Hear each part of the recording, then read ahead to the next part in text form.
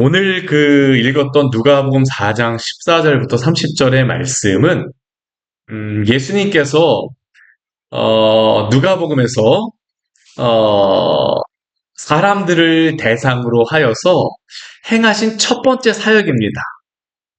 앞에서 예수님께서 세례를 받으시고 또한 시험을 광야에서 받으셨던 것은 예수님이 사람들하고 만났던 것은 아니에요. 예수님의 첫 번째 사역은 오늘 누가복음 4장 14절부터 30절까지 해서 예수님이 사람들을 만나시는 것입니다. 그리고 그들에게 설교하셨습니다.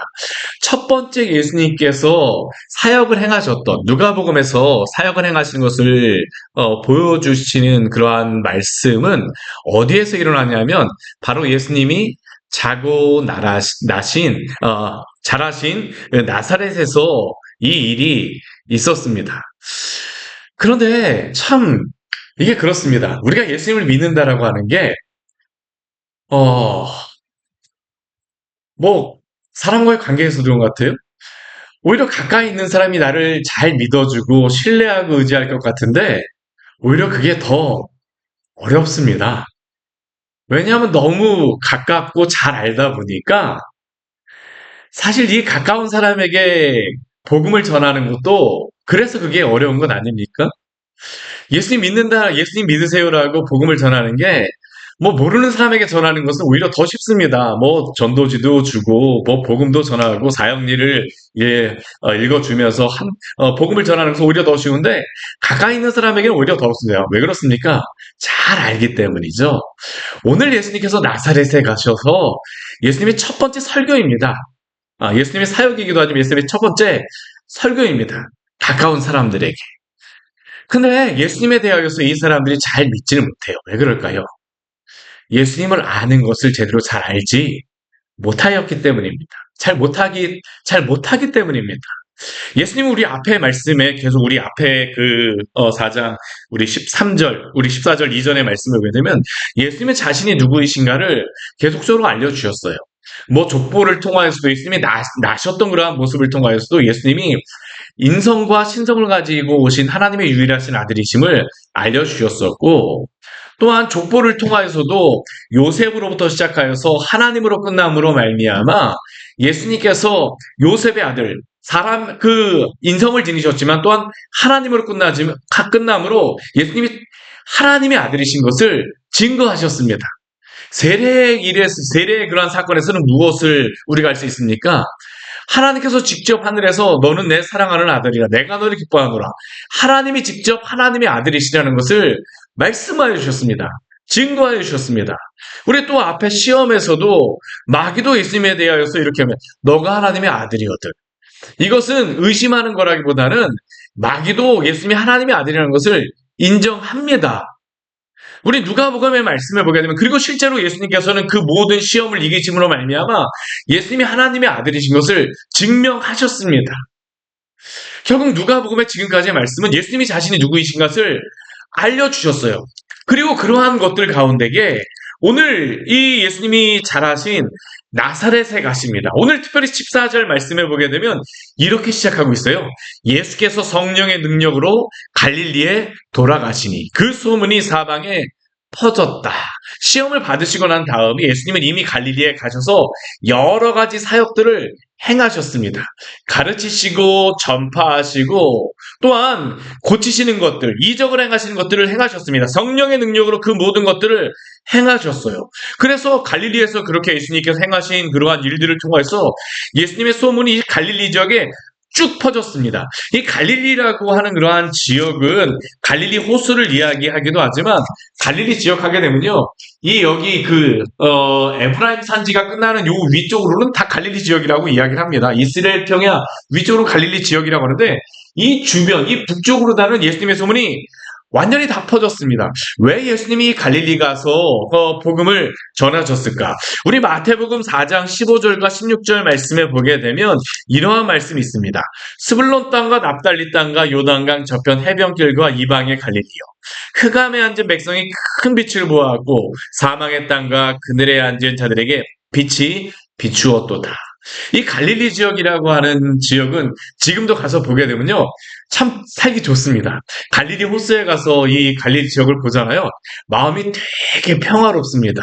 아, 그런데 경치로 보기에는 너무나도 살기 좋고 평화로운 곳인데요. 이 땅은 흑암의 땅입니다.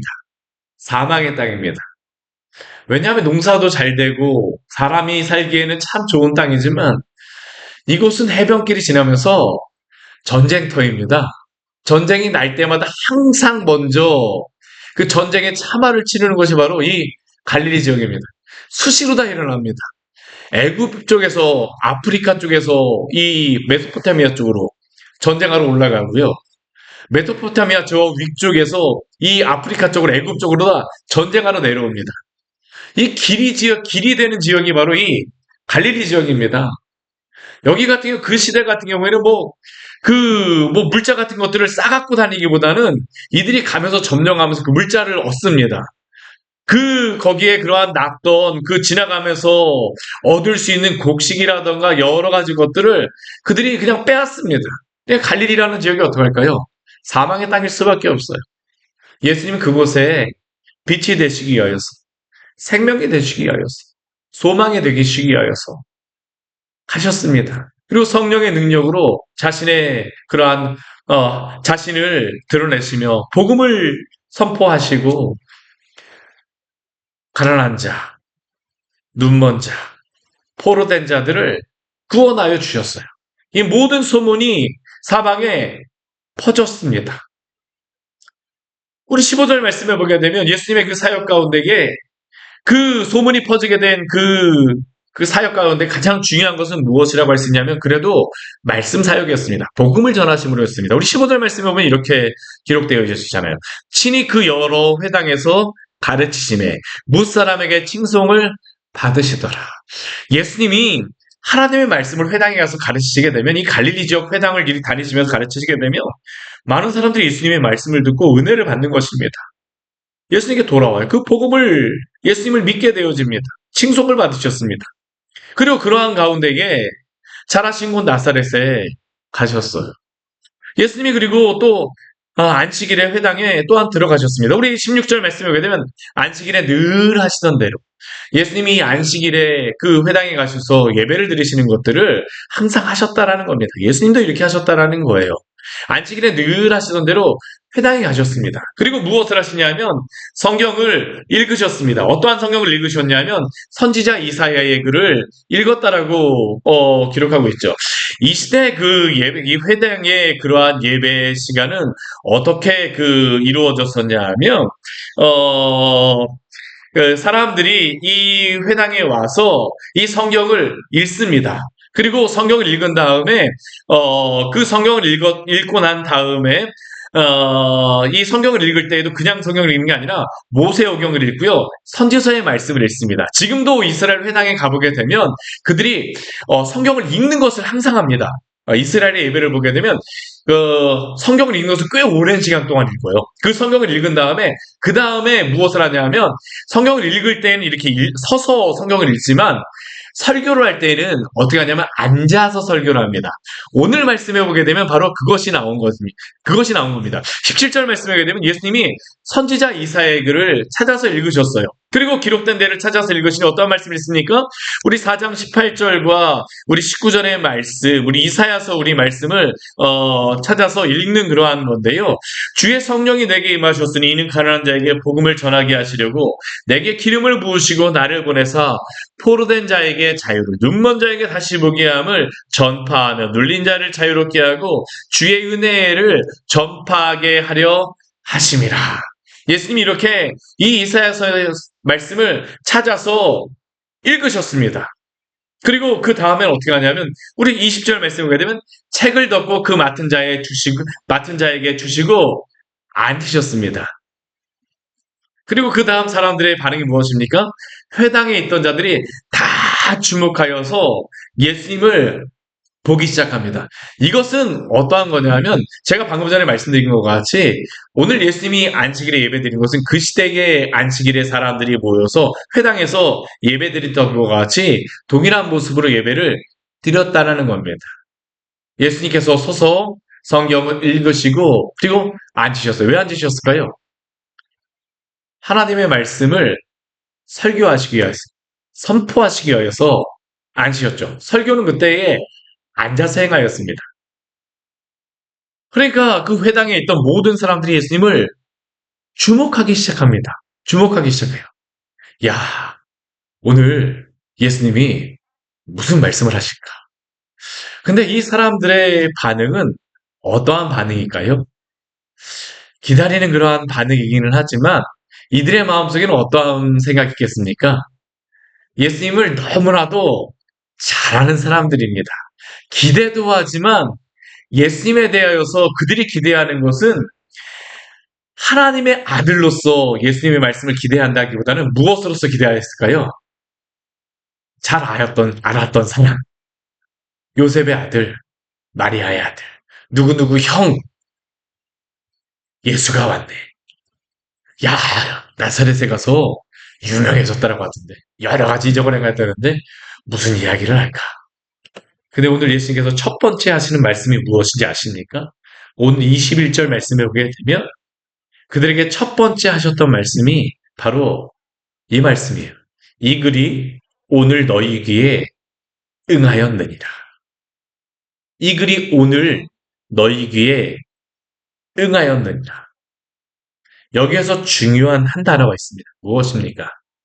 오늘입니다. 오늘. 이 우리가 읽었던 이사야서 말씀은 이사야서 61장 1절과 2절의 말씀을 인용하는 것인데, 오늘 예수님께서 그 말씀을 읽으시고 나서 이 글이 오늘 너희 귀에 응하였다라는 겁니다. 무엇이 명하였습니까? 가난한 자에게 복음을 전하게 하시려고 내게 기름을 부으시고 나를 보내사 포로된 자에게 자유를, 눈먼 자에게 다시 보게 함을, 눌린 자를 자유롭게 하고 주의 은혜를 전파하게 하려 하심이라. 이것은 희년에 대한 말씀이자 또한 그들에게 메시아에 대하여서 주셨던 말씀입니다. 이것은 단순히 가난한 자, 포로된 자, 눈먼 자, 눌린 자를 이야기하는 게 아닙니다. 가난한 자들, 세상적으로 가난한 자들이 아닙니다. 실제적으로 어떤 것일까요? 영적으로 가난한 자들, 영적으로 포로된 자들, 영적으로 눈먼 자들, 영적으로 눌린 자들을 자유롭게 하시기 위하여서 메시아를 보낸다라는 겁니다. 희년이라고 하는 것은 우리 레위기 말씀에 보게 되면 7년이 7번 지난 후에 있었던 게 바로 희년 아닙니까? 포로된 사람, 그 종이었던 사람들이 자유함을 얻고 그들이 기업으로 받았던 것을 빼앗겼다 할지라도 희년이 될 때는 다 돌려줘야 됐습니다.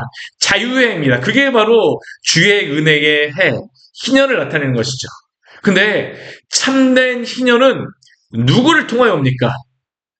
성령이 내게 임하신 사람. 그 사람은 누구입니까? 그리스도죠. 이사야서에 약속되어진 그리스도 메시아. 그분이 누구실까요? 바로 오늘 나사렛에서 이 말씀을 읽으셨던 예수님이 바로 그분이라는 겁니다. 오늘 21절 말씀이 그것을 말씀합니다. 이 글이 오늘 너희에게 응하였느니라. 예수님은 자신을 누구로서 선포하십니까? 하나님의 아들로서 선포하시죠. 그리고 그들에게 나는 이것을 위해서 너희에게 왔다라는 겁니다. 그러면 그들에게 일어나야 될 당연한 반응은 무엇입니까? 예수님을 믿어야 합니다. 어떠한 분으로서요? 하나님의 아들로서. 그런데 오늘 안타깝게도 이들의 반응은 무엇일까요? 우리 22절 말씀에 보게 되면 이 나사렛 사람들의 반응을 우리에게 알려주고 있습니다. 우리 22절 말씀 같이 한번 읽어볼까요?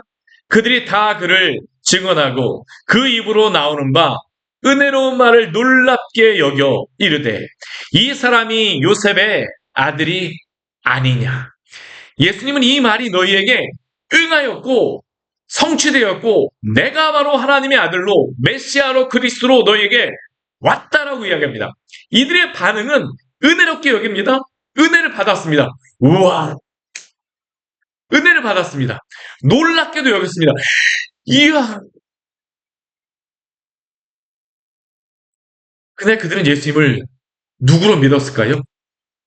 요셉의 아들로만 믿었죠. 하나님의 아들로는 믿지 않았습니다. 그러면서 그들이 불신앙을 가진 것입니다. 예수님을 그리스도로 믿지 않는 것입니다. 그러면서 자신들의 불신앙을 무슨 탓으로 돌릴까요? 예수님 탓으로 돌립니다. 우리 23절 말씀해 보게 되면 이들이 예수님에 대해서 너는 요셉의 아들이 아니냐? 믿지는 않고 너가 요셉의 아들이 아니냐? 너가 한번 우리를 믿게 해봐. 이게 바로 23절 말씀에 나오는 겁니다. 의사야 너 자신을 고치라 하는 속담을 인용하여 의사야 너 자신을 고치라는 속담은 무엇일까요? 너가 의사라고 하게 되면 한번 고쳐봐라. 너가 메시아라고? 그리스도라고? 그러면 한번 기적을 한번 해가봐. 우리가 믿을 수 있도록 한번 해봐. 믿게 해보라니까? 23절 뒤에 말씀도 바로 예수님께서 말씀하신 거죠. 우리가 들은 바 가버나움에서 행한 일을 내 고향 여기에서도 한번 해봐. 행하라. 그러면 내가 믿어줄게. 오늘 이것은 우리에게도 일어나는 일 아닙니다. 예수님이 누구이신가? 우리는 지식적으로 압니다. 그렇지만 실제로 예수님을 믿고 예수님을 신뢰함으로 우리의 모든 체중을 예수님께 싣고 우리가 그분을 의지하고 있습니까? 예수님은 하나님의 아들이자 또한 인성을 가지고 이 땅에 오신 분이십니다. 왜 이들은 예수님을 믿지 못합니까? 인성으로 오신 것은 이들은 믿습니다. 그러나 문제는 무엇입니까? 하나님의 아들로 오신 것은 이들은 믿지를 않습니다.